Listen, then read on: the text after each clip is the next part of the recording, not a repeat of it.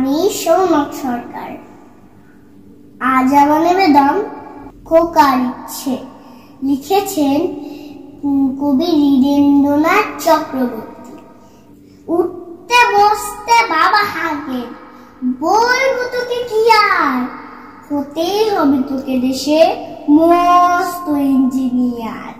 মা তাই শুনে কন, খোকা তুই আমার কথা রাখ, ডাক্তারিতে হয় যেন তোর দেশ চোরানা।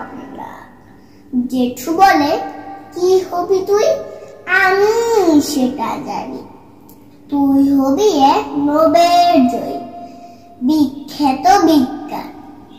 একসঙ্গে সবাই বলে, অন্য কিছু নয়, এবার তোকে হতেই হবে স্কুলের ফার্স্ট বয়।